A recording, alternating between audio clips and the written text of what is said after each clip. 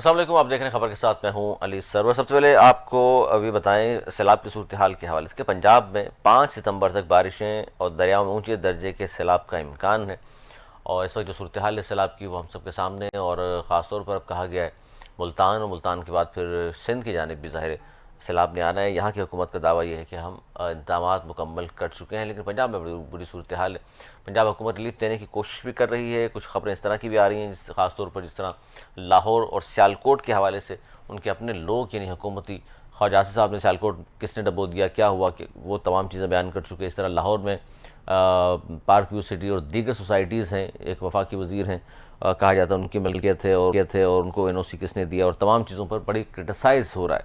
दूसरी जानिब अगर हम बात करें पाकिस्तान की एक बड़ी सियासी जमात पाकिस्तान तहरीक इंसाफ, और उन्होंने गुज़श्ता रोज़ कौमी असम्बली का बाइकआउट का किया था और ऐवान के बाहर अपनी असम्बली लगा ली थी। इससे क्या फ़ायदा हुआ है या क्या साबित करना चाह रहे हैं, और क्या अखलाकी तौर पर दबाव बढ़ा रहे हैं हुकूमत पर, इस पर बात करेंगे। फिर एक बयान दिया है सीएम KPK अली अमीन गंडापुर साहब ने कालाबाग डैम के हवाले से कि ज़रूर बनना चाहिए। इस पर PTI भी तकसीम है, क्योंकि कुछ लोगों ने इसको कहा है कि ज़ाती बयान है, जबकि बैरिस्टर गौहर साहब ने हिमायत भी की थी। लेकिन बहरहाल आप डैम बनने चाहिए नहीं बनने चाहिए, इस पर एक बार फिर सियासत हो रही है, या वाकई मुल्क को बहुत ज़्यादा ज़रूरत है और कालाबाग डैम फौरी बन सकता है, इस पर काम का क्या आगाज़ किया जाना चाहिए। सलमान अकरम साहब ने आज कहा मनसूबा साज होश के नाखून लें, अब भी वक्त है कौम को साथ लेकर चलें। इस पर हम बात करें, हमारे साथ मौजूद हैं PTI के सीनियर रहनुमा सेनेटर डॉक्टर हुमायूं मोहम्मद साहब। बहुत शुक्रिया डॉक्टर साहब। डॉक्टर साहब, सबसे पहले यहीं से आगाज़ करते हैं। गुज़श्ता रोज़ जो असम्बली के बाइकआउट का ऐलान किया और ऐवान के बाहर अपनी असम्बली लगाई, तो इससे आप क्या समझते हैं कि हुकूमत की क्रेडिबिलिटी के हवाले से सवाल उठेंगे, इसलिए आपने ये किया है, या असम्बली में आवाज़ नहीं सुनाई देती आपकी, या मानते नहीं हैं आप लोगों की, इसलिए ये एहतजाजन काम किया गया? बिस्मिल्लाहिर्रहमानिर्रहीम, या का नाबुदो या का नस्तईन। देखिए, आप इनमें से हर एक चीज को समझ सकते हैं। और आप ये भी समझ सकते हैं, इसमें कोई शक नहीं कि ये फॉर्म 47 की गवर्नमेंट है। मीन इनके पास कोई वोट नहीं है, ये चोरी के वोट, बेईमानी के वोट पे बैठे हुए। ये अपने जो अवाम ने जो वोट दिया है उस पर नहीं बैठे हुए, तो इस वजह से उनकी कोई हैसियत नहीं है। पर उसके बाद फिर इन लोगों ने 2 डाके डाले, ठीक है। एक तो ये डाका डाला, तो उसके बाद 2 और डाके डाले रिजर्व सीट PTI की, वो इन लोगों ने कर दी। और वो इनकी मिली भगत थी फ्रॉम इलेक्शन कमीशन के साथ मिलके। ये सारे काम जो है ना, ये सारे गैर आईनी काम आईनी इदारों के साथ मिलके कर रहे हैं, ठीक है। अच्छा, उसके लिए फिर अपने आप को करने के लिए इन्होंने आइन के साथ जो खिलवाड़ किया वो भी इसीलिए किया है ताकि इनके गैर आईनी काम अब आईनी हो जाए।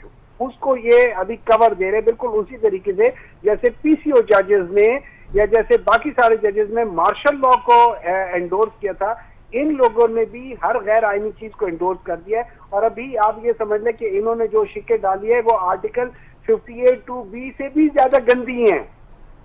मैं यहां तक जा रहा हूं, ये यहां तक ये चले गए हैं। खैर, उसको छोड़ें। हम ये समझते हैं कि अगर इनके अंदर थोड़ी सी भी कहीं किसी कोने में कोई गैरत, कोई मॉरल वैल्यूज, कोई एथिक्स रहती हुई, तो शायद इनके ऊपर प्रेशर आ जाए। लेकिन मुझे नहीं लगता कि जितने ये लोग गिर गए हैं इनके ऊपर कोई असर होगा, ठीक है। लेकिन हम एज ए पॉलिटिकल पार्टी, हम इस चीज को, इन गैर आईनी चीजों को, हम उसके ऊपर एहतजाज करते हुए, हम ना तो जो कमेटीज हैं वो कायम कमेटीज, ना हम उनका हिस्सा इस वक्त बनना चाह रहे हैं, और ना हम एहतजाजन हम वॉकआउट हर रोज कर लेते, असेंबली से कर लेते होते, और उसके बाद हम फॉर्म 45 की असेंबली अपनी लगाते होते कि यार ये चीज है। अच्छा डॉक्टर साहब, हमारी आवाज हर जगह जाती है, हमें आवाज का मसला नहीं है। अच्छा डॉक्टर साहब, मसला ये है कि हमारी ही आवाज से आप सब लोगों के चैनल चल रहे हैं, फिक्र ना करें। सर आप की आवाज़ ज़ाहिर है, हम तो जितने भी सहाफ़ी हैं कोशिश हमेशा ये होती है, मीडिया तो अपोजिशन के हमेशा साथ ही होता है। अच्छा, इसमें जो आपने कहा कि अखलाकी तौर पर दबाव डालने की कोशिश भी है, अब फिर वो तंज कर रही है गवर्नमेंट, उनकी जानिब से कहा गया कि असम्बली बाहर लगा ली अपनी, तो अपना ही वज़ीर आज़म भी चुन लें, अपना स्पीकर भी, डिप्टी स्पीकर भी बना लें, और होगा क्या आपके इस तरह करने से? देखिए, वही वाली बात है कि अगर किसी में मॉरल वैल्यूज हो, एथिकल वैल्यूज हो, उनको बहुत कुछ हो चाहिए इन चीजों से। लेकिन जिनके पास वही वाली बात है ना, जो जब लोग इस बात पे बिलीव कर रहे हैं कि इज्जत आने और जाने वाली चीज है, बंदे को बेगैरत होना चाहिए, तो फिर उसका फिर आप कुछ कर नहीं सकते। ये मॉरल वैल्यूज के लिए ये चीजें होती हैं। ये एथिकल वैल्यूज को, अगर किसी के एथिकल वैल्यूज होते हैं तो वो इन चीजों को बहुत ज्यादा सीरियसली लेते हैं। लेकिन जिनके पास ना मॉरल ग्राउंड्स हो, ना एथिकल ग्राउंड्स हो, और ना क्या कहते थे कॉन्स्टिट्यूशनल ग्राउंड्स हो, उनके साथ अभी क्या बात करना। अच्छा डॉक्टर साहब, एक तरफ चूंकि जो फैसले आ रहे हैं अदालतों से, और लेकिन साथ साथ ये फैसले भी आ रहे हैं, जिस तरह आज अलीमा खान साहिबा की बेटे की जमानत भी मंजूर हुई है, तो अदालतों पे भरपूर एतमाद का इजहार पीटीआई फिर भी नहीं कर रही। हालांकि जमानतें भी हो रही हैं, खान साहब की जमानत भी हुई 7 केसेस में, और दीगर लोग कुछ बरी भी हुए हैं। तो मिला जुला रुझान ही है, या यकतरफा फैसला आपका है कि जी अदालतें कंप्रोमाइज हैं? देखिए, मैं आपको एक चीज बता देता हूँ। इस तरह है कि नंबर वन, पहले सबसे पहले अगर एक इंसाफ और अदल की अदालत होती, कॉन्स्टिट्यूशनल अदालत होती, तो फिर इनमें से एक केस भी हमारे खिलाफ ना जाता, एक केस भी हमारे खिलाफ ना जाता। ये जो जितने लोगों को डिस्क्वालीफाई किया है, ये याद रखें, एक अदालत ने उन दोनों गवाहों को टोटल मुस्तरद कर दिया। अच्छा, बाकी अदालतों ने उन्हीं दो गवाहों की स्टेटमेंट में से आधी स्टेटमेंट को सही करार दिया और आधी स्टेटमेंट को गलत करार दिया। हालांकि उसूल ये है, ये जो जजमेंट या जो लॉयर के या जो कानूनी उसूल है वो ये है कि उसको कहते हैं फॉल्सस यूनो फॉल्सस ओमनिबस। मींस अगर एक आपकी स्टेटमेंट में एक चीज झूठ है तो आपकी पूरी स्टेटमेंट गलत करार दी जाती है और उसको नहीं किया जाता। तो वो जज, जब मैं स्टेटमेंट देता हूं कि इन 10 बंदों को मैंने देखा है चोरी करते हुए, और उनमें से 2 बंदों की एलिबाई आ जाए कि जी हम तो उस दिन वहां थे ही नहीं, और वो मंजूर हो जाए, मेरी पूरी की पूरी उन 10 बंदों के ऊपर मेरी स्टेटमेंट जीरो हो जाती है। ये बाकी जगहों पे ये हुआ है कि जज ने कहा कि नहीं, ये 3 बंदे नहीं थे और ये 10 बंदे थे, तो उस लिहाज से वो सारी की सारी हो जाती है। बाकी आप देख लें इद्दत केस, बकवास, उसके बाद आप देख लें साइफर केस, खत्म।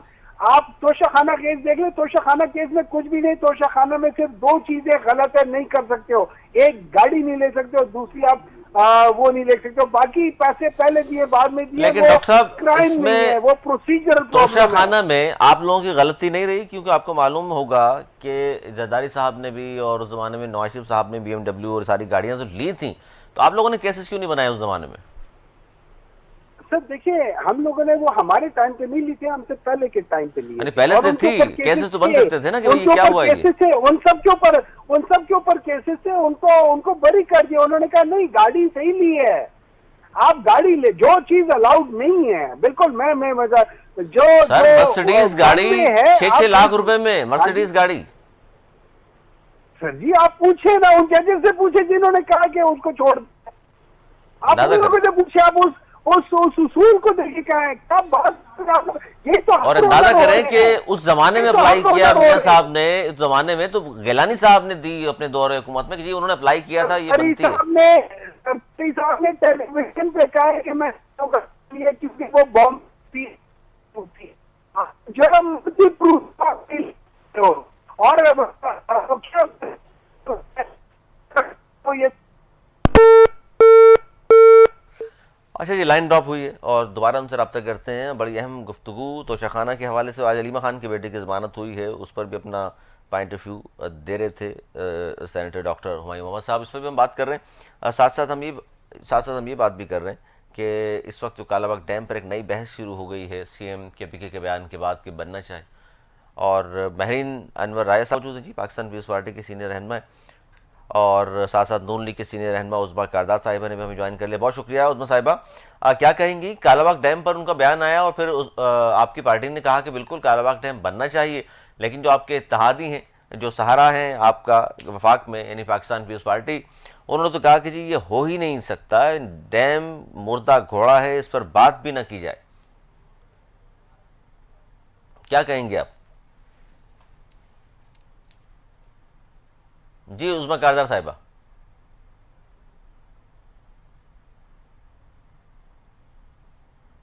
ये तो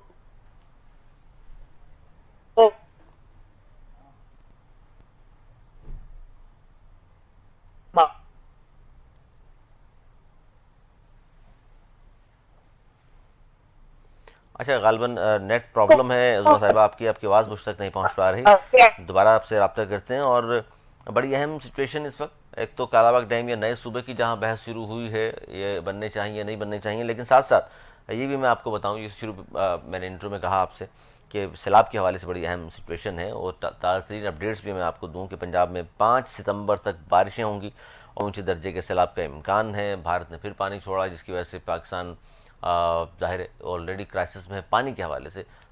सिंध तास माहिदे खिलाफ वर्जी की उस वक्त से लेकर अब तक मुसलसल हट धर्मी बरकरार है भारत की, और पाकिस्तान ने आलमी सतह पर इन तमाम मामला को उठाए। इस पर बात करें, छोटा सा ब्रेक ले लें और ब्रेक के बाद फिर हाजिर होते हैं, यहीं से गुफ्तगू आगाज़ करेंगे। में जाइएगा, देखते रहिए खबर के साथ।